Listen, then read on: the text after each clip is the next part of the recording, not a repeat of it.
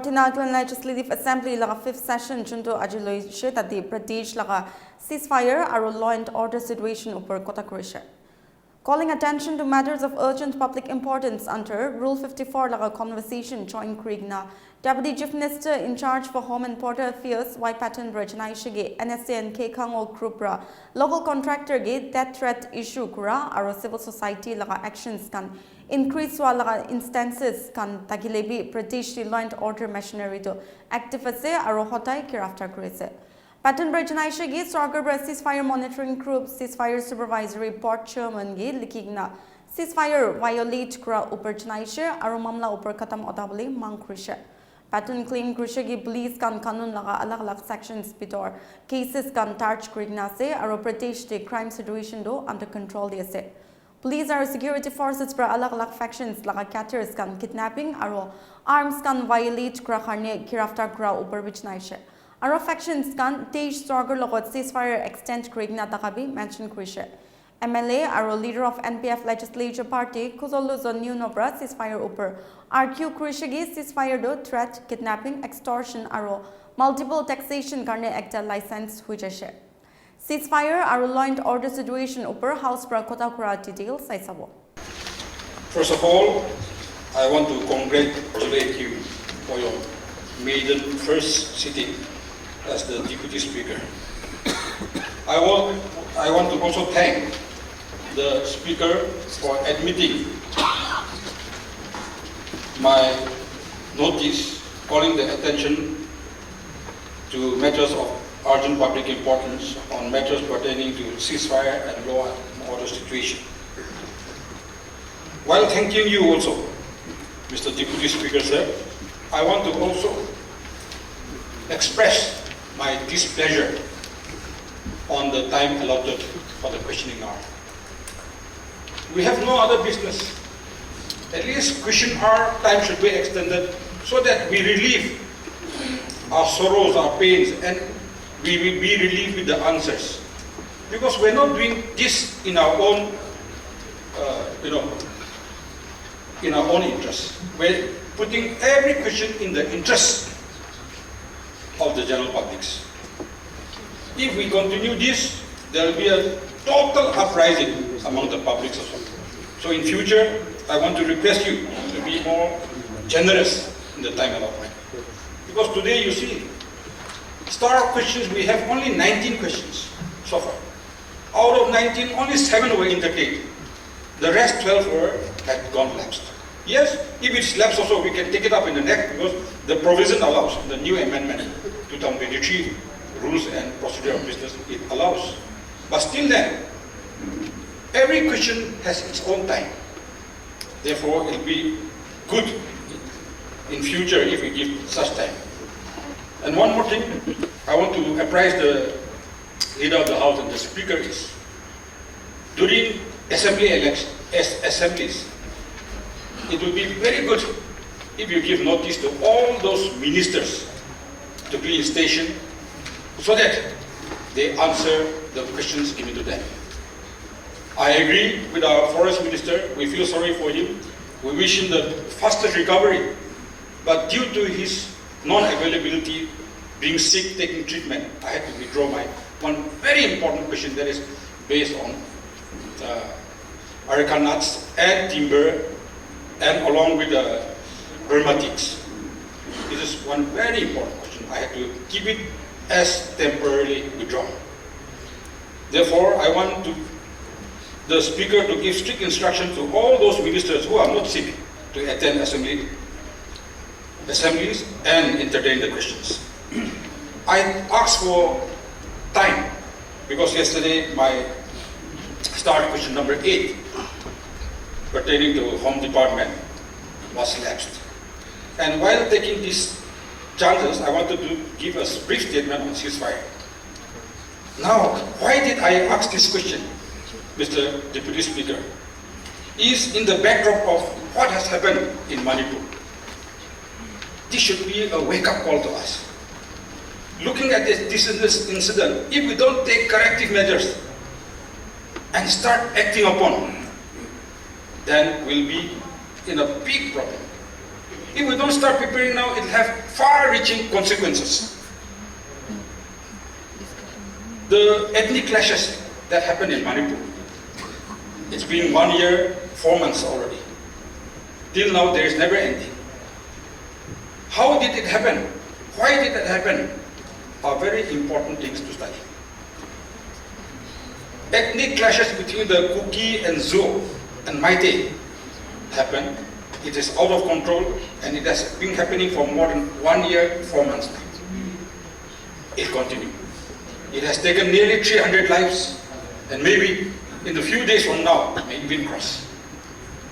But the astonishing thing is, more than 400 weapons, automatic weapons, along with ammunition, have been stolen. Until now, the state of Manipur is under recovery, but they cannot recover. They have recovered nearly 3,000 weapons, but no ammunition. Today, if we don't do a tribal composition in the posting and transfer of strength of DES and police personnel in our state, if there is a mutiny, God forbids, but if there is an ethnic clashes, what will happen to our state? It will be worse than Manipur. I appreciate the Chief Minister, the leader of the House. He has admitted that Nagas has gone beyond control. Individualism, groupism, tribalism, so on and so forth. Now, when I look at the answer, number 2, the reply was Nagaland Police Department does not have a comprehensive transfer policy covering the constabulary, non-commissioned officers, non-gazetted officers, and gazetted officers. When I saw this answer, I was shocked, I was surprised. 78 years of statehood. We have the best officers, IPS officers, the most learned officers in our state. Until today, they could not bring up a comprehensive transfer and policy, posting policy in the state. Therefore, I want to request the Deputy Chief Minister under his leadership to bring out a comprehensive transfer and posting policy for the state. Now, in annexure, when you go as per the strength of the DFs, it's quite shocking. This is why I wanted to apprise the Home Department that they should start doing some exercise. So that in case, God forbids, I said God forbids, ethnic clashes happen, the situation will not go out of control. But today, if we go in this manner, I can give you in the Nagaland will be up in flames and will be finishing the state. It will go worse than the Manipur state. Now, for example, let me go to my own district headquarters. The strength of DEF in PEG district headquarters is 425, wherein Chakasangs alone are 269. I've calculated the percentage. 64% of the police personnel in PEG is Chakasangs. Now, how do you think? If something happens, will the Chakasangs be able to control the situation? Like Manipur. In Manipur, 92% of the mighty officers were posted in the valley area. 95% of the tribal officers, Kuki-Zo, they were posted in the hill areas. That's why they could not control anything. They had to favor their own people, their own men. So here also, PEG 64%. You come to Mokokchung. Mokokchung has 849 strength, out of which 661 are ours. They occupy 74% of the strength. Zenepoto's strength is 705, whereas our Sumi brothers, they have 573. That means they occupy 82% of the strength. Coming to Woka, Woka has 563, out of which our Lotha brothers are 508. That is 91% plus are Lothas. Now, how do we control the situation? I don't know how the officers are going there and controlling things. If he's supposed to go to Boka, an officer, he will start shivering in his pants, knowing that the whole police force is Lotha people only. He will not be able to have the guts to administer. So this is why I was calling the attention of this house and the Home Department to do some exercises as far as the strength and transfer and postings are concerned. Now coming to ceasefire. Mr. Speaker, sir, I want to give a small statement. Yes, constructive criticism as well as constructive suggestions as well. Whether the department takes it or not, it's up to them. But to me, I believe time has come for us to ponder seriously the benefits of ceasefire. I believe ceasefire is being imposed to bring peace, tranquility in the state. But it has done more bad than good. Ceasefire has become counterproductive. Over and above, I always give this statement. Ceasefire has become a license to threat and intimidation. A license to extort and multiple taxation. A license to ransom and kidnapping. Above all, a license to killing as well. Every day you see in the paper, one faction or the other, harassing publics, beating up the publics, even to the extent of pastors, has been harassed badly under the guise of ceasefire. And under the umbrella of ceasefire, today, how much factions we have? Yesterday, our Honorable Home Minister gave a statement that we have 25 to 26 factions. Precisely in his paper, it was 26 factions. I don't know how much. It may be more, it may be less. The Home Department knows best. Therefore, I feel that all these nefarious activities popping up of mushrooms is all happening under the guise of ceasefire. So therefore, my opinion is, does the state really need ceasefire, extension of ceasefire? Yes, if it needs ceasefire, don't you think it is high time the rules, the ground rules are to be changed? It's time for the state to seriously ponder as to whether ceasefire should be extended or not. If it's to be extended, the ceasefire ground rules need to be reviewed immediately, so that the current ground situation and the measures to control the violation can be incorporated and rule of law to be enforced. Now my suggestions are, please give that copy to CM, Deputy CM. Suggestion 1, the ceasefire agreement signed with the 5 groups as of now do not have any sustenance, allowances or any other mechanism for compensation to the armed civil cadres of these groups. So therefore, the government of India should provide a minimum monthly sustenance allowance to the members of the group which are in ceasefire along with monthly ration, so that these cadres do not go around extorting from general publics and creating law and order problem everywhere. Number 2 suggestion, Mr. Deputy Speaker, sir.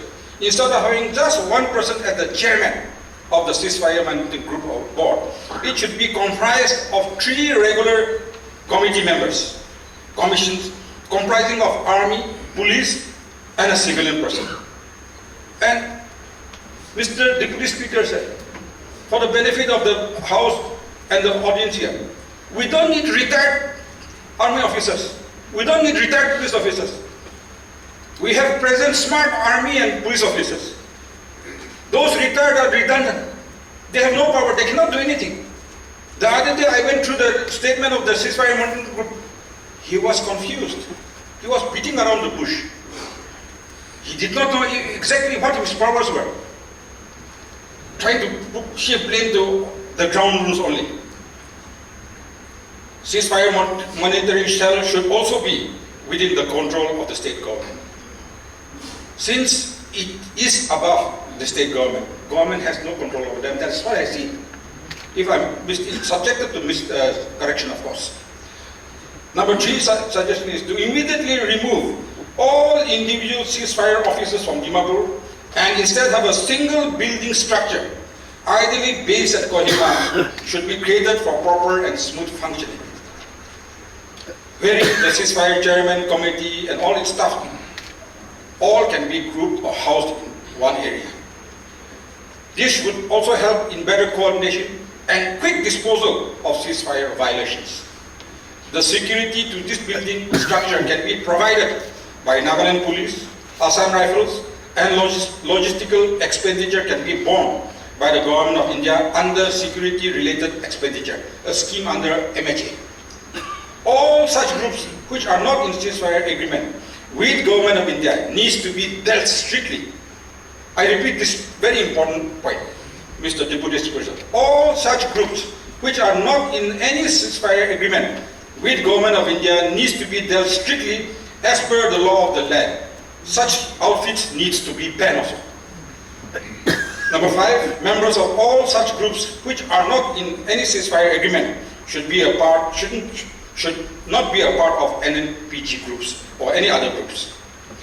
The government needs to give strict directives, number 5 point. Number 6, the government needs to give strict directives to all the other 25, 26 or 24 sections to stop issuing parallel orders and directives to the general public immediately. Or the publics are confused. Which order to follow? We have a mandated government headed by our dynamic chief minister. So I think order should be given by this government and no other government. Last, but not the least, the role of the state government should be crystal clear. As of now, it is full of contradictions, paradoxes, and last but not the least, real rule of law need to be enforced. Thank you, Deputy Speaker, sir. Before I give my statement on this ceasefire and law and order situation in the state, I want to clarify on star question 8, which our honorable member have raised. Deputy Speaker, sir, yes, there is no, till date there is no policy for transfer costing, but we'll take note of that. In regard to this transfer costing in the districts, I would like to request all the members not to request for your Jawans or officers to take in your own district. For the last 5-6 years, we are trying our best. Our DGP, he is doing his best.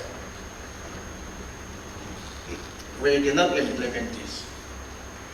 자가상, 속 자가정자가 고해보면, 노타, 속 노타, 목하들 고해보면, every district, 모고총, 지역부터, 모은, 경상, 개플리, 아지브라, 모름브라미, 액답이 엔들된 노코리고 난입이고 있는 거야.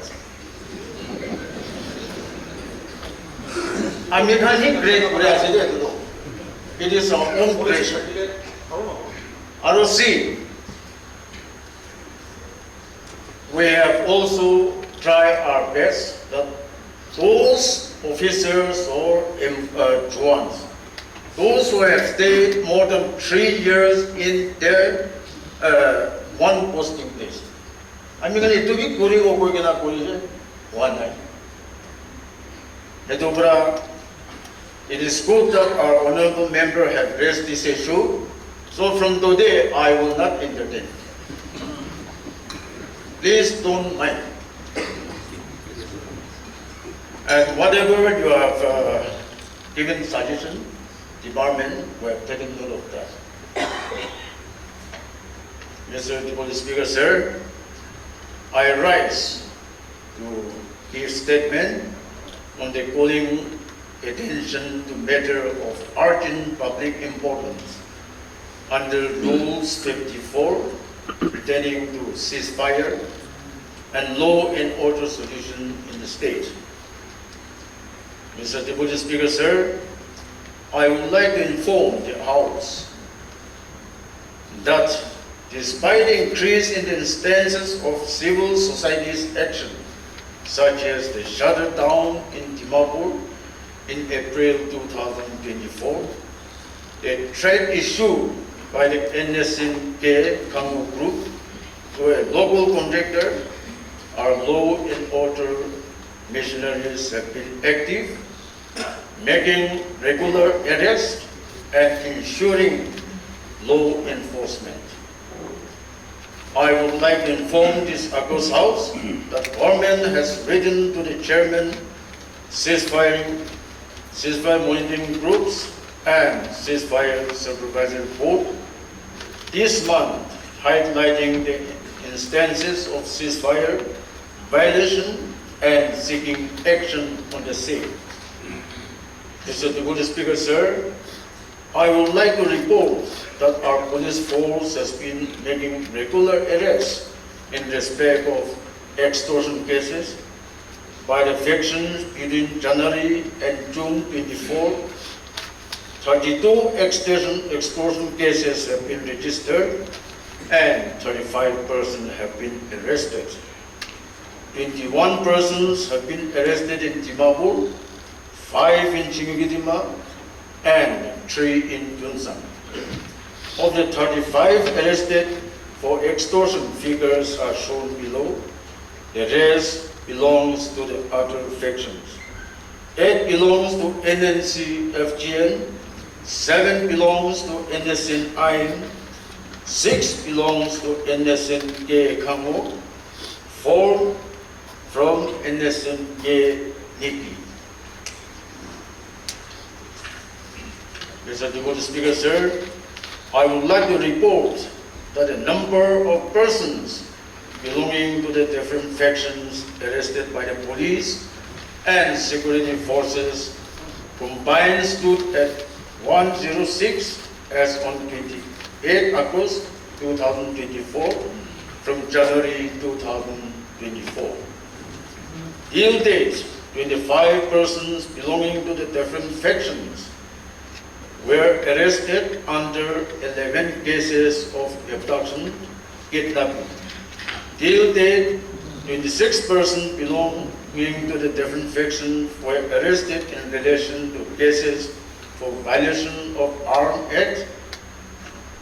Mr. Deputy Speaker, sir, during this calendar year, Nagaland government has accorded sanction for 17 persons to be detained under the National Security Act 1980. Mr. Deputy Speaker, sir, crime situation in the state is under control, with the police registering a good number of cases under different sections of the law. Between January to June 2024, a total of 724 cases were filed by the police. During the calendar year of 2023, more than 2,486 cases were filed by the police. Under Arms Act, the police registered 41 cases till June 2024. Of this calendar year, compared to 73 in 2023, 154 cases under NLTB Act. This year, compared to 370 cases in 2023. 116 drugs-related cases compared to 357 cases in 2023. During this calendar year, drugs worth more than 12 crores per NCB Narcotic Control Bureau have been seized. Mr. Deputy Speaker, sir, in respect to the extension of ceasefire, I would like to remind the Agos House the following. For the NSCR and NSCNK, NSCNK Kambo, NSCNK Niki factions of Government of India extended the ceasefire of NSNR and NSNKN for a period of 1 year with effect from 28 April 2024 till 27 April 2025.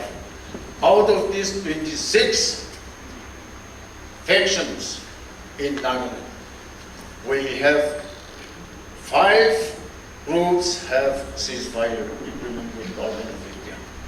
21 are yet to get ceasefire.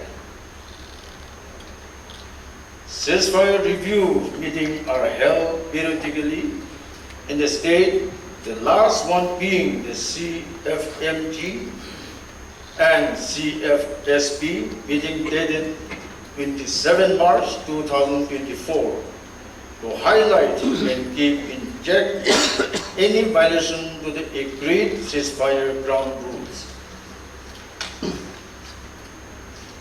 Mr. Deputy Speaker, sir, in our state, certain pockets have been declared as disturbed area under Section 3 of the Armed Forces Special Power Act 1958 for a period of 6 months with effect from 1st April 2024. 8 districts, namely Dimapur, Newnan, Chimukidima, Moon, Kifiri, Loklak, Peg, and Beren district in Nagaland. Police stations, Kozuma, Kohima North, Kohima South Zabza, and Ezocha Police Station in Kohima district, Mangalumpa, Mukukchung, Longto, Tuli, Longchim, and Anagi, C Police Station in Mokokchung district, Yamlok Police Station in Longlen district, Handari, Champang, and Ralan Police Station in Wokha district, and Katashi, Bokoto, Sataka, Soroto, Znyoto, and Akanato Police Station in Znyoto district. Mr. Deputy Speaker, sir, we have 15 designated camps for different groups. A summary of designated camps may be seen as under: 9 NSNIM camp, 3 NSNKN camp, 1 NSNR camp, and 1 NSN Niki camp, 1 NSCNK1 Congo group. Total 15 designated camps we have in our state. Mr. Deputy Speaker, sir, we assure the members of this Agos House that our police force is leaving no stone unturned to ensure the maintenance of law and order in our state. Thank you, Mr. Deputy Speaker, sir. Emporium Nagaland is India's leading aviation, hospitality and cruise line training institute with 100% job placement assistance in India and abroad. We provide customized workshops for various organizations and internship program for college students. We aim to empower educated, unemployed youths with global opportunities.